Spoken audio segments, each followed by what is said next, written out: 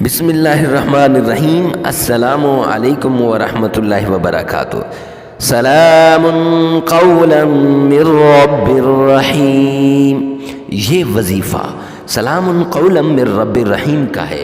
معزز سامعین کرام، قرآن کی وہ آیت ہے کہ جس کے ذریعے سے بڑے بڑے کام ہوتے دیکھے، اور اس کے پڑھنے کے فائدے اور معجزات آپ بھی اپنی آنکھوں سے دیکھ لیں گے۔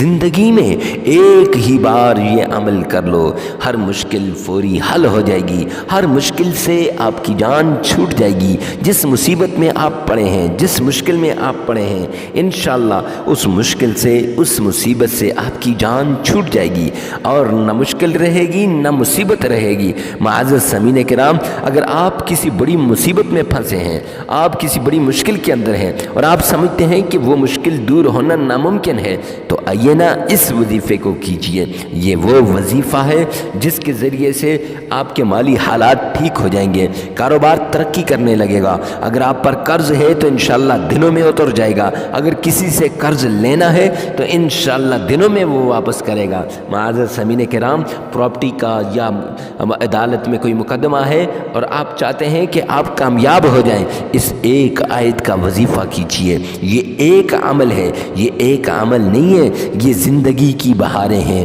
یہ ایک عمل نہیں ہے، یہ زندگی کا چین ہے۔ یہ ایک عمل نہیں ہے، یہ زندگی کا سکون ہے۔ اگر آپ بھی اپنی زندگی میں چین لانا چاہتے ہیں، سکون لانا چاہتے ہیں، راحت لانا چاہتے ہیں، تو جس مشکل کے اندر آپ پھنسے ہیں، خدا کی قسم اس وظیفے کو کیجئے۔ پیران پیر شیخ عبد القادر جیلانی رحمۃ اللہ علیہ نے یہ وظیفہ اپنے خاص مریدوں کو دیا۔ حضرت حسن بصری رحمۃ اللہ علیہ نے یہ وظیفہ اپنے خاص مریدوں کو دیا، اور اس سے بڑھ کر آقا کائنات جناب محمد مصطفیٰ احمد مجتبیٰ رسول عربی صلی اللہ علیہ وسلم نے یہ وظیفہ اپنے ساتھیوں کو دیا، اور اکثر صحابہ کرام اس وظیفے کو کیا کرتے تھے، کیونکہ قرآن تو پڑھنا ان کا معمول تھا، اور قرآن کے ذریعے سے ہی وہ شفا حاصل کیا کرتے تھے۔ معزز سامعین کرام، تو آئیے نا، چلیے ہم بھی ایسے وظیفے کو کیجئے، کریں۔ تو چلتے ہیں وظیفے کی طرف۔ تو وظیفے کو کرنے سے پہلے اجازت ضروری ہوتی ہے، کمنٹ سیکشن میں آمین لکھیے گا، اور ساتھ ہی ویڈیو کو لائک کر دیجئے گا۔ ہماری طرف سے آپ کو اجازت ہو جائے گی۔ معزز سامعین کرام، طریقہ کار کچھ یوں ہے۔ سب سے پہلے پاک صاف ہو جانا ہے، باوضو ہو جانا ہے، اور پھر وظیفے کے کچھ آداب ہوتے ہیں، ان کو ملحوظ خاطر رکھنا ہے، کسی سے باتیں نہیں کرنی ہے۔ اور معزز سامعین کرام، ہر جگہ ہر وقت آپ اس وظیفے کو کر سکتے ہیں، لیکن یہ یاد رکھنا کہ گپ شپ کے دوران نہیں کر سکتے۔ دو چار آدمی باتیں کر رہے ہوں، ان کے درمیان میں نہیں کر سکتے۔ اب آپ نے تنہائی میں چلے جانا ہے۔ مرد عورت کے لیے کر سکتا ہے، عورت مرد کے لیے کر سکتی ہے، کوئی قید نہیں ہے۔ اور ماں بیٹے کے لیے، یا آپ اپنے رشتہ داروں کے لیے، یا آپ اپنی بہن بھائیوں کی لڑائی کو ختم کرنے کے لیے کر رہے ہیں تو آپ کر سکتے ہیں۔ تو پھر آگے آپ نے کرنا کچھ یوں ہے، 3 بار آپ نے تعوذ پڑھنا ہے۔ اعوذ باللہ من الشیطان الرجیم، 3 بار آپ نے بسم اللہ پڑھنی، بسم اللہ الرحمن الرحیم۔ پھر آپ نے 3 ہی بار درود پاک پڑھنا ہے آقا کائنات پر، ایسا درود جس میں آپ کا تلفظ صحیح ہو۔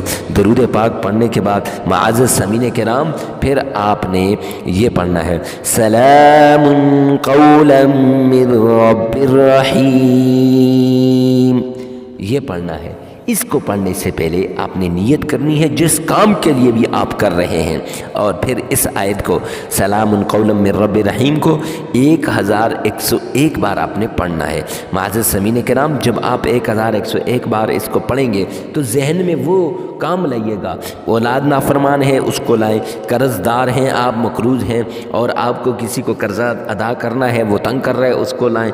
مال و دولت کے لیے کر رہے ہیں، اس کو لائیں۔ یعنی جس مقصد کے لیے آپ اس کو کر رہے ہیں اس کو ذہن میں لائیے گا، اور جو یہ پڑھتے جائیے گا۔ اب اس کے بعد 1101 بار پڑھنے کے بعد آپ نے پھر اللہ رب العزت کا نام اللہ الصمد 313 مرتبہ پڑھنا ہے۔ معزز سامعین کرام، 313 مرتبہ پڑھنے کے بعد اب آپ نے درود پاک پڑھنا ہے، وہ درود پاک جس میں آپ کا تلفظ صحیح ہو، اور درود پاک پڑھ کے آپ نے دعا کے لیے ہاتھ اٹھانے ہیں اور اب مانگنا ہے اپنے رب سے، گڑ گڑا کر رو رو کر آپ نے مانگنا ہے۔